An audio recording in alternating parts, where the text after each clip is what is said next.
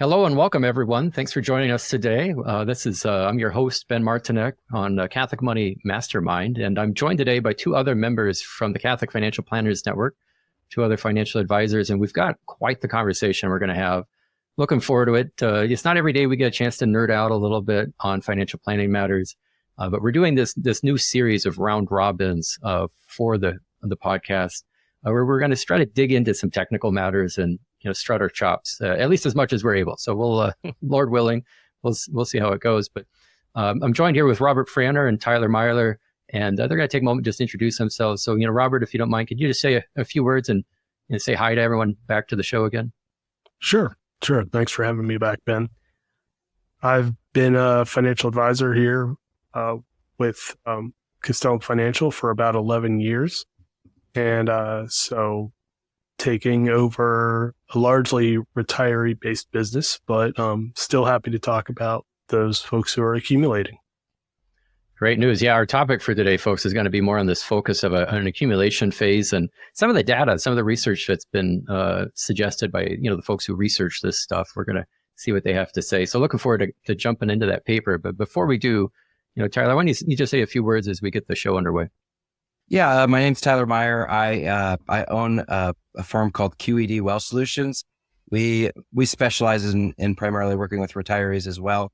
Kind of the years leading up to and going into. So I'm super excited. A lot of this stuff is very impactful for retirees. So as Ben said, excited to nerd out, go pretty deep on this. So. Sweet. Well, good. It's not every day I get a chance to nerd out with a couple other advisors. So watch out, folks. Here we go. This is going to be a good show. But the conversation, what kind of provoked this, and it's been on top of mind for me, is this notion of just what does it take to accumulate wealth? Primarily thinking about this in investing in the capital markets, stocks, bonds, mutual funds, ETFs, that sort of structure, which is readily available to, most consumers and investors across the country, especially through something like an employer retirement account or maybe an IRA or Roth IRA that they could establish for themselves. Now, there's certainly other ways to accumulate wealth, and we'd like to give some, mention to that at a point in the show. But the primary focus we have is, if we're looking to work through the capital markets and we want to have, let's say, a large nest egg, or even if maybe we don't want to have a large nest egg, maybe we just want to have a nest egg, like what does it take to make that happen? How much do we need to be setting aside? And so there's going to be a focus in particular on this notion of savings rate. And you'll probably hear us talk about that quite a bit. That's a bit of a technical jargony term in the industry. And just as a point of clarification, in case you might be thinking when you hear savings rate, like the rate of return you get on your savings account, like that's not what we're intending or what we're meaning. Like your savings rate, it's kind of counterintuitive as it might be, is what's intended by that is what are you putting away for long-term savings, for long-term wealth accumulation. Like you can have short-term savings, mid-term savings, and long-term savings. Both kind of short-term and mid-term are geared towards more immediate funding goals, expenses that you're wanting to pursue, maybe something like a vacation or a house, down payment, new car. There's any number of things that it could be sent on, but it's not necessarily so much a wealth accumulation goal typically. So when we're talking about savings rates, we're really talking about long-term wealth accumulation, moving towards a nest egg in retirement. So just as a point of clarification, you'll likely hear us use that term. And I would jump in and say what percentage of your income specifically, right?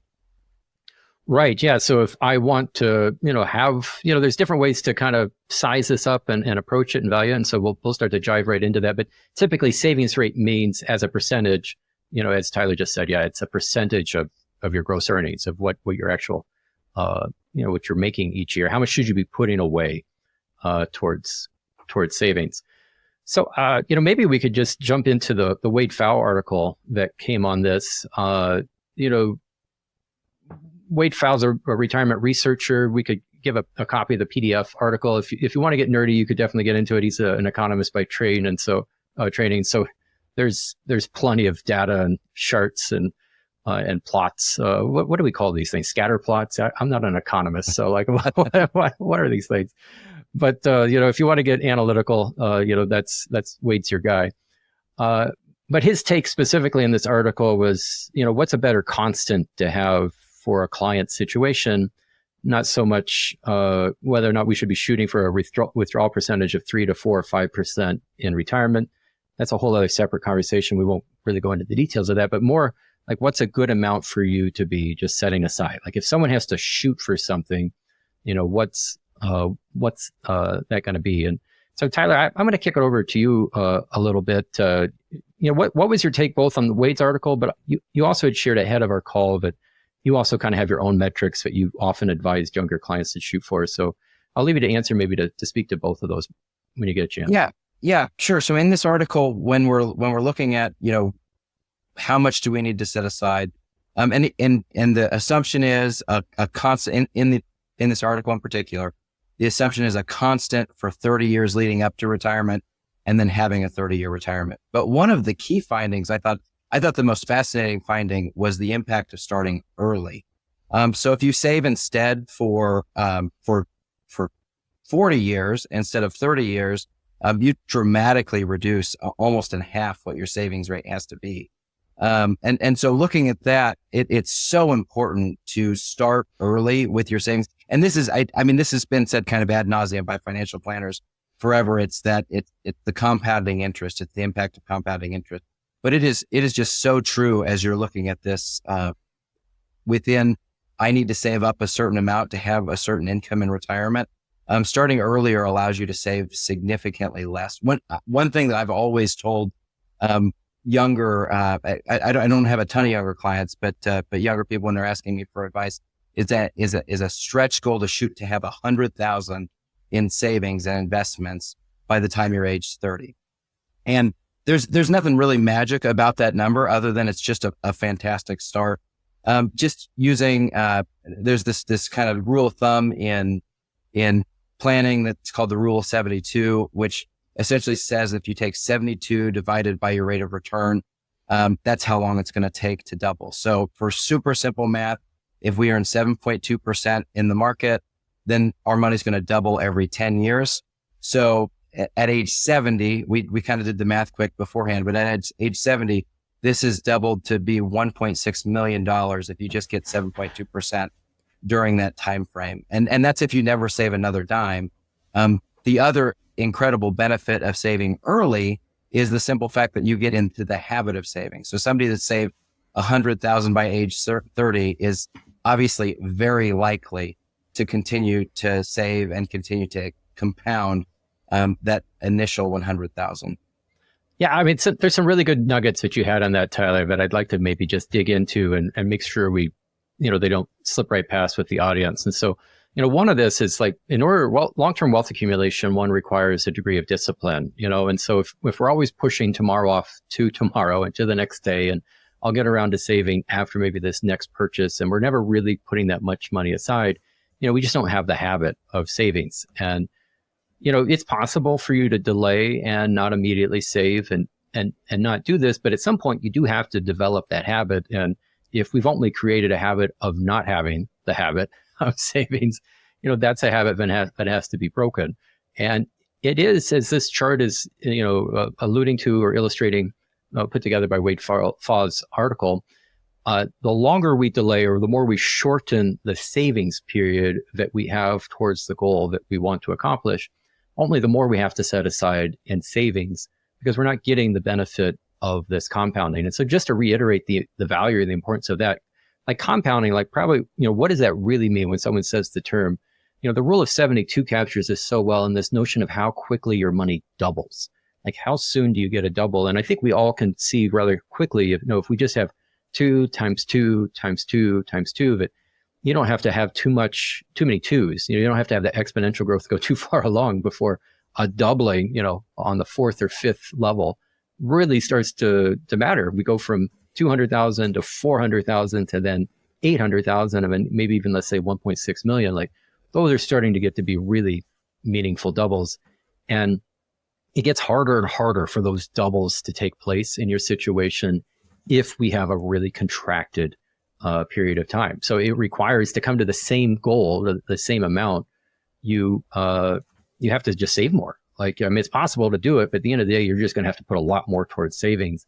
And then we could start to maybe think of that savings as a cost. Like it means in the latter years of your life and your working career, you're taking maybe as much as half of your salary and chucking it towards savings.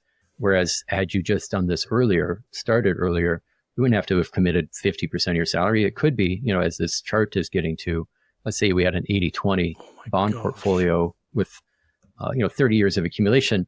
It could be as little as 15%, maybe as little as 7%, depending on that level of that time of accumulation. So I don't know. I suppose what's the value or takeaway? I mean, it's not easy to tell someone, hey, when you're young, go and save money, right? Especially when usually the income's lower. You got a lot of life goals. Maybe you're paying off some student loan debt. You're getting yourself underway. There's a bit of a startup expense, if you will, to life. Have you seen maybe to your stretch goal, Tyler, folks looking to hit 100,000? Have you been able to see them accomplish this, or what were some of the particularities that you've come across of clients who've been able to make this happen? I think the biggest thing for those that have been able to make it happen is the ones that have automated their savings. And so it's, and now they've moved to a lot of 401ks where you're automatically enrolled. That's a big step in the right direction. Back, I think that was just a couple of years ago that was passed, back before everybody pretty much had to go in and set it. Then you get used to, you're going to adjust to what's in your bank account. Assuming you're not just barely scraping by, you're going to adjust to what's in your savings account. So if you automatically invest those dollars, and it's that benefit of discipline, of doing it every single month, of doing a certain percentage. But those that have done that, have done that through automation, not through a big chunk here and a big chunk there, because inevitably at the end of the year, if you have to write a really big check, that check's going to look way bigger than what you want to write. So that's the key takeaway. And then I will just say too, as a corollary of it, the ones that have achieved that goal have gone on, even by age 35 and 40, to really amass a great deal of wealth. A lot of times 10x that 100,000 by age 40, because once again, they're in the habit of it. And really beyond that, it also leads to a more fruitful, you're just able, it opens up decisions. Do you want to change jobs? Do you want to start a business? Do you want to do those things? It gives you more freedom in your life as well by getting to that mark at an early age. Right. Yeah. I think the notion here is time, right? There is a value to time, and the more time we give to a task, in particular to investing, and more time we allow for compounding, as we were just, alluding to a moment ago, the more that time can do the heavy lifting. I mean, sometimes we talk about your money working for you and get more and more dollars working for you. And so it's not, those dollars are making dollars that are making dollars that are making dollars. And all of those new dollars are all working for you from that first dollar. So that gets to be powerful, but it's just really time gets to be powerful. And so if you accelerate this and put it on the front side of your young life, and sometimes they describe this as like a coast FI, like you focus heavily on building up a good chunk of money early on and prioritize that. You may not have to put as much money into savings. You may not even have to put any towards savings. You can just let this chunk of money now do its work, and let it do all the heavy lifting. You don't have to do the heavy lifting any longer. You've already done that. And as a matter of expense, like, this is the least costly way to go about it. You'd be much better off, accumulating and getting that large chunk of money, that nest egg, early on, and just letting it sit, as you were suggesting, Tyler, than trying to do that in the last 10 or 15 or 20 years towards retirement. It's going to cost you more at the end of the day, right, if you delay it.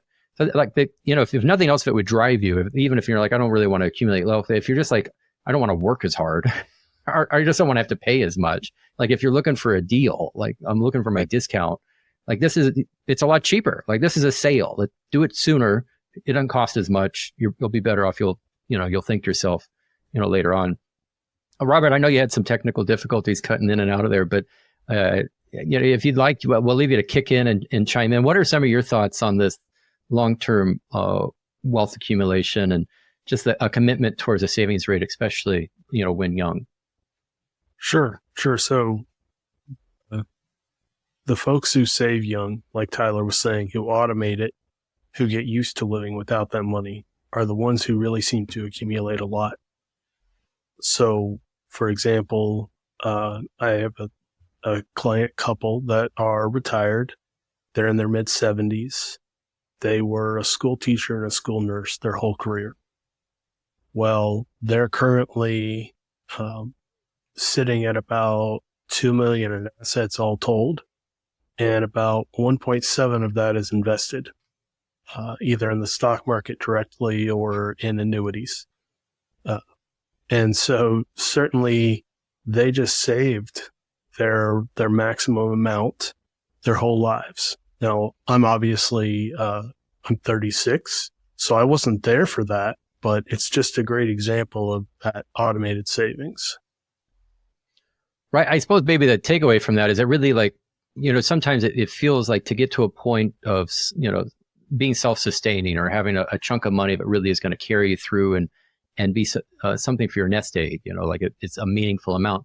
Like sometimes it feels like it's a daunting task, almost like maybe scaling a mountain of sorts. And it's, you got to get started with it. But so there can be a little bit of an inertia, especially the more you delay it. I think the more inertia there is. But I think perhaps what I would like to emphasize is just the relative achievability of this. I mean, even if it is delayed, like we're talking probably worst case scenario, more of like 20 or 30%, into the latter years. That it could get to be, relatively large, especially if we have a relatively short period of time and the portfolio that we're going through is maybe necessarily more conservative, which it might need to be if we don't have as much time to get there. We can't take as much risk in the equities for sure in the stock market. But I think the thing that I'm trying to suggest or come away from this is it's just an achievable goal. Like as much as it's like, oh yeah, we got to climb a mountain. Like it's a very scalable mountain. Is that kind of the take that you've had from, some of these clients who have been there and done that, Robert? Absolutely. So not everyone is saving 15% a year, which is kind of about what you can save in their type of retirement plan. But in addition to that, the folks who start saving a little later, you had children, you had student loans to pay off, what have you, you can still be used to living on that money. And you might have to work 5 years longer, but, I would work 5 years longer to have my children still. But for sure. Yeah. There are some things money shouldn't take the highest priority in our lives, right? I think we all would agree exactly. with that. But, so just the mere habits that you build, whether you're paying something off, whether you're saving, it's the continuity of those habits. It's not, like you were saying, it's not precisely how much you're saving every time, every year, although it certainly helps. So. Sure. I would say too, like what you explained, Robert, is what was set out in Millionaire Next Door. So a book recommendation for that. It's been around for a long time. I want to say it was written in the 90s, but exactly what you just explained. It's the kind of the school teacher, the plumber, the people that are just diligently saving. It's not people with the flashy jobs and the flashy cars. It's the people that are making the right decision, compounded over decades that ends up leading to that level of wealth. Right. And you know what? I think I'm going to use that. Well, what I've got shared on the screen here, a gentleman, is another take. We had the WAFA article and, that piece, we'll give, again, a PDF link to it. I'm blanking on the name of it, but it was basically another take on the 4% rule and whether or not, focusing on a savings rate as being the more ideal way to accumulate wealth as the approach. And Wade Pfau is, again, a longtime retirement researcher and puts out a lot of good content. So I certainly recommend and encourage, if you'd like to get into the details of various number crunching, his work. There is another resource, though, but I wanted to share coming from Mr. Money Mustache. He's a financial blog person, more casual, a little more laid back. There's some things about Mr. Money Mustache that, I don't think we'd be in full agreement with, but there's a lot but he does put out there that's good. And, one of the things he has is this article. It was, released in like 2012. So it's getting to be a while back, but honestly, I think it's one of the most prominent articles that's in the biosphere. And tends to be one of those that really changes folks' feeling towards, what does it take to achieve various levels of goals. And, what I'm showing here or shared is this spreadsheet, which to some of the points that Robert and Tyler have just made of becoming accustomed on saving so much money, what happens there is like, if I've been saving, 15, let's say it's 5, 10, 15, 20% of my income, and I've never really lived on that. I've never used it for current day consumption, and I've never really seen the financial benefit of what that money would mean if I just spent it on myself today rather than investing it. Like, that means I've built a lifestyle where I don't need that money. Like, I'm okay without it. I've learned how to not have it. It can just be put away towards these other uses.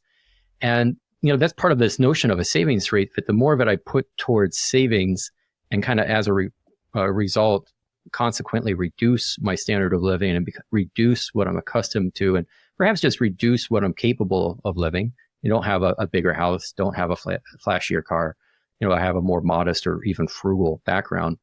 The quicker then, as a result, that I can achieve my goal. Like, that's what this chart is demonstrating. But let's say you went and had a goal of putting and saving as much as 50% of your income and putting it away and only living on the other 50%, which would be for your daily needs and taxes and the like. So this would be a very aggressive goal. But the point is that in just 17 years' time, because you're so accustomed to living on only half of your income, like, the actual nest egg that you have to build to now support yourself and really no longer need to work, making work optional, immediately comes down. Like, it's not a 30 or 40-year goal of working. It could be just a 17-year goal of working. And now, as long as you're comfortable with that 50% of ongoing, living on just 50%, like, this retirement nest egg doesn't have to be near so large. So you'll see the illustration here between the more conventional period of time. Let's say you're putting away 10 to 15%. Again, you're hitting around these numbers of 40 to 50 years before you achieve the goal. But I know both Tyler and Rob, you had shared that you hadn't seen this before. And I'm kind of curious to get some of your takeaways on this notion of, like, aggressive savings and how it might not just simply get you a nest egg, but how it could get you a nest egg faster and get you to where you want to go faster. What's some of your immediate thoughts to that, Tyler? I mean, obviously, if you can do it, do it. It gives you freedom and choices, but I wouldn't do it at the expense of your life either. And so you already alluded to it, Ben. I think it was you that said it, that there are things, was in response to Robert about his kids, right? So there are things that are way more important than money. And Right. so when I was young, I was a lot more aggressive in terms of living a frugal life. And I'm not saying I live a flashy life now, but I probably erred too much to the side of frugality. And that was, maybe it was because, my upbringing, maybe it was because I didn't really understand this value of compounding dollars. But now I'm at a point where, my kids are all at home.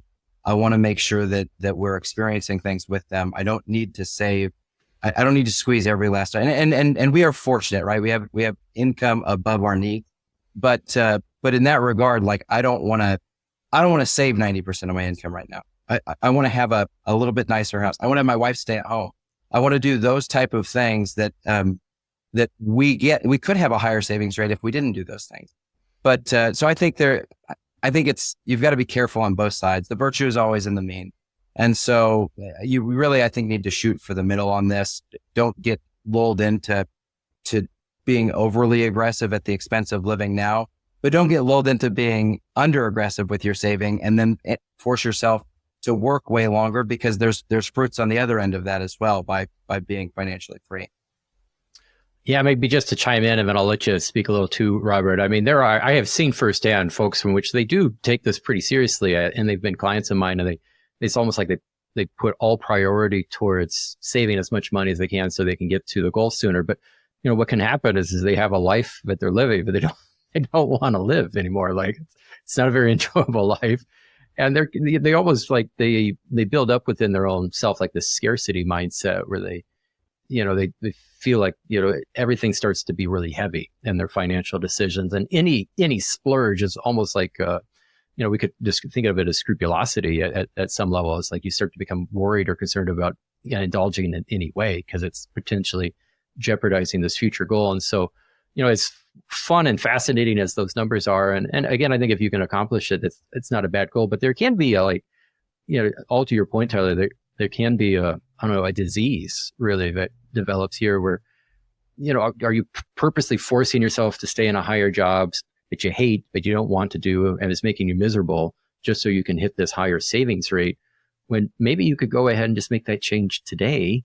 And yeah, perhaps you have to work longer, and you make less money, but you don't have to save 50% of your income. As we were talking about at the beginning of our podcast, it could be as little as 6%, depending on what point you start. I mean, it could be just 10 to 15. Like, these aren't, really impossible tasks to achieve.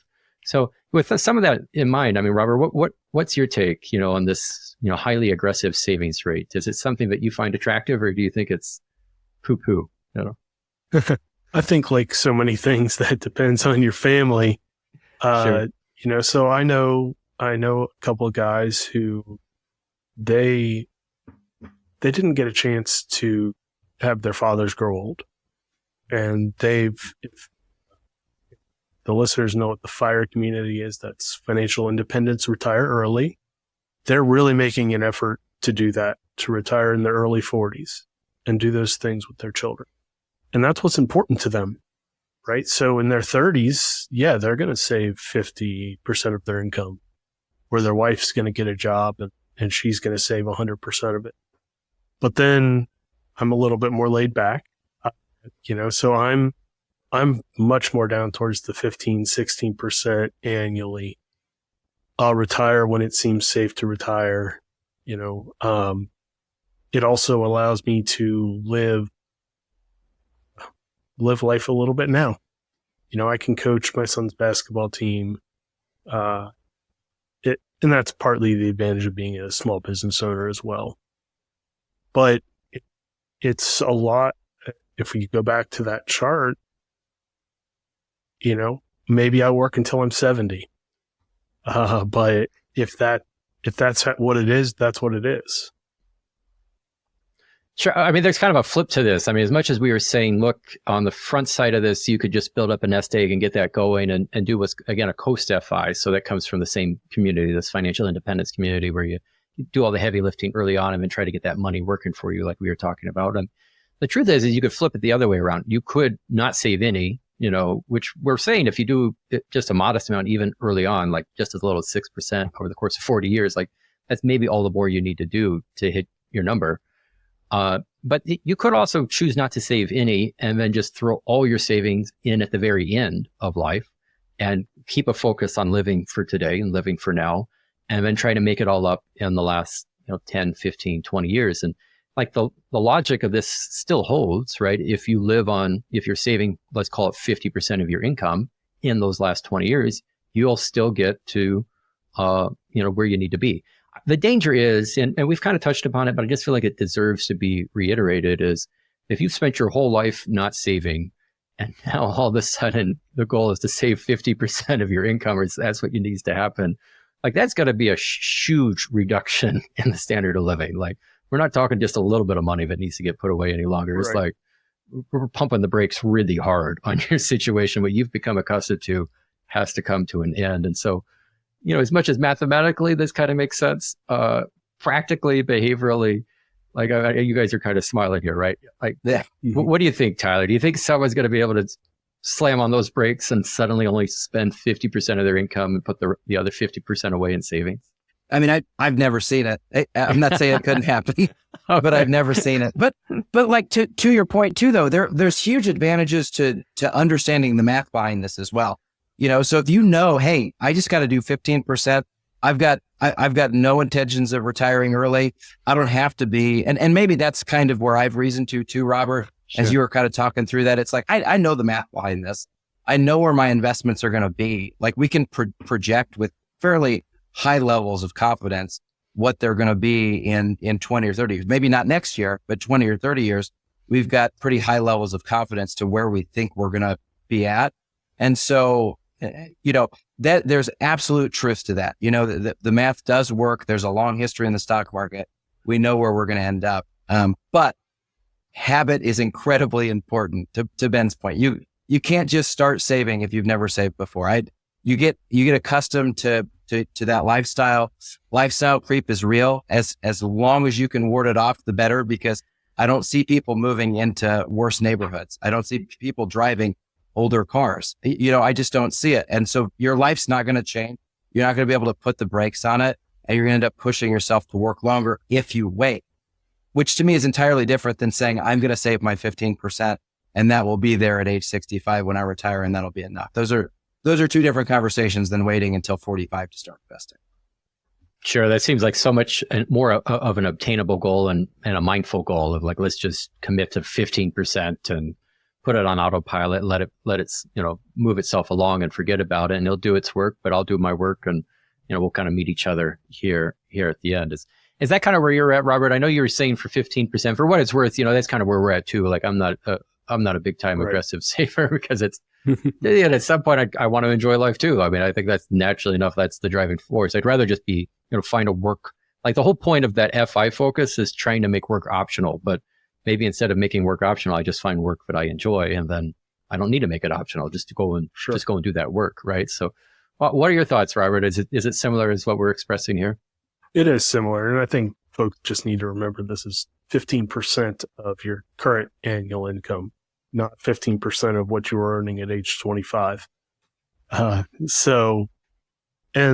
that 15%, it can grow pretty quickly. So, we were talking before the call about how much it would take to accumulate $1 million. Well, $1,277 monthly, which is $15,324 a year, is going to net you $1 million if whatever you have invested in earns 7% a year. Now, I went back and I ran a 60-40 portfolio, which is the same portfolio Wade used, and that is probably making a little bit more than 7% a year. So there's your first million right there. You can start at age 40 and increase it from there. Not encouraging you to wait, but you can. So, right, 30 years of savings is a pretty good chunk of time, regardless of when it starts, whether it's 22 or 25 or whenever you might be coming out of college or even high school. Maybe it's 18 if you're coming out of high school and putting some money away. 30 years is 30 years. So we can shift, that around as to when this starts to go. Of course, if you're getting into your late 60s, early 70s, let's say you have delayed until 40 to start that up. As much as we all like to think that we'll live forever, the reality is we're not going to. And you start getting into early to mid 60s and health concerns definitely can be, a game changer where something may come your way and you just, as much as you wanted or thought you'd work until your early 70s, you can't for whatever reason. There's a number of things that take place. Or quite honestly, sadly, you may just simply pass away. There's plenty of stories of folks, in their 60s, early 70s who, there is no retirement. You just one day, unfortunately, wake up and you're gone. So, I mean, the more we delay the savings, goal and push it off into later into life, there's a bit of a question here of what kind of, do we want to have a retirement? Do we want to have a goal in which I'm not working in the latter years of my life? And depending on how you feel on that, would maybe adjust or change, the start date to this. Now, Robert, we did run some numbers as we start to think of closing and wrapping things up here, but I'd like just for you to share, because one of the goals I thought, you had gave the goal of $1 million. Some folks, depending on how wealthy or flashy you want to be, and I don't think anyone needs to be seeking to accumulate more than $1 million. And for many reasons, like that's a pretty hardy goal. Maybe as time goes along and we have inflation, $1 million is probably not going to quite cut it. But for a lot of folks, if you get to $1 million of retirement savings, you're going to be sitting just fine into retirement.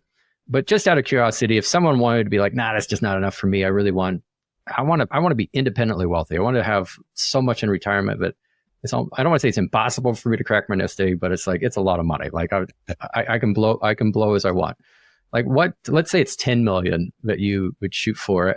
I suppose the math is going to be maybe just 10x what we were discussing, but is that what the numbers ran? Like if I wanted to have 10 million over the course of 30 years, and I don't know, let's call it a 60-40 portfolio, 7% rate of return.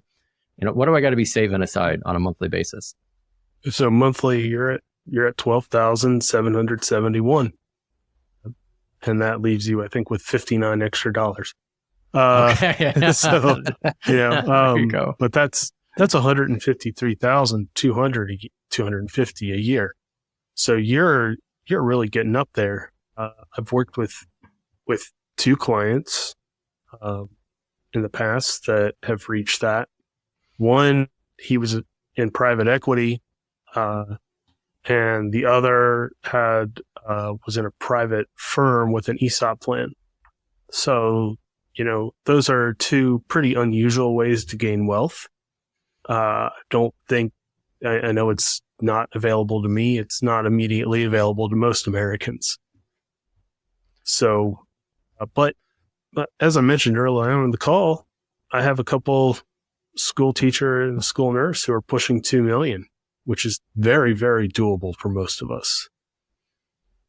Right. So let that be like a little practical jewel for someone to take away. I am curious, just as we close out the call, maybe Tyler, in your experience, I mean, so we've been talking about accumulating wealth through just ongoing savings through the capital markets, again, stocks, bonds, mutual funds, ETFs, what you see more or less in your 401k and not more or less what's commonly offered through various financial advisors you might work with. Speaking of which, we haven't done much of a plug. If you're looking for a financial advisor, folks, you need to go and check out Catholic Financial Planners Network. I mean, there's a growing list of Catholic financial advisors in our network. It's growing by a couple every month, and we're getting to be more and more robust. And so if you're looking for someone to help you, maybe you don't want to run the numbers, maybe you don't want to figure out what mutual fund to use, maybe you're just looking for a trusted guide, be sure to check out the folks, the fine folks there. We'd love to set up a time to chat with you and do what we can to be of help. But what other ways, gentlemen, have you seen folks accumulate wealth? Because it doesn't have to be obviously through the financial markets. It's kind of a tried and true, and it's probably a crock pot method that, hey, makes a very fine dinner. But I mean, if we're talking about like really big wealth, especially in light of this 10 million goal, I mean, most people aren't going to be able to save $12,000 a month. Like that's not happening, right? Right. Let's say if someone really wanted 10 million and they didn't have a high income, like where else have you seen folks maybe really hit it big in wealth accumulation? Tyler, what have you seen? So almost exclusively when they've hit it really big, it's been through entrepreneurship, through investing in themselves and owning a part of a business. I mean, Robert, with you explained what you had a PE, private equity, and what was the other one? An ESOP plan, employee stock option. That's right. Mm-hmm. So they concentrated risk within that ownership. I've seen it. I'm in a small community, in a farming community. I've seen some farmers, some farm families really build substantial wealth. It's not done terribly unlike what we're talking about, where it's consistent investment over time. It's just that they've applied a little bit more leverage with it, with the loan they got on the land, and then they reinvested it once they've had the opportunity to do that. But when you're talking about those 10 million numbers, it does happen. It absolutely happens through the appreciation of the ground prices.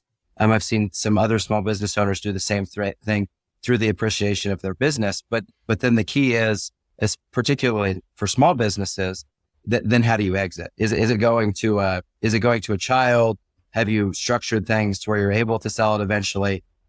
Because there's headaches on that end of it as well. It's certainly not as liquid or as simple as what we're talking about within the capital markets, but you do swing for the fence. I mean, that's where most of the bankruptcies come from, and that's where most of the multimillionaires come from. So it's a hard swing, but if you hit, then it can really be something.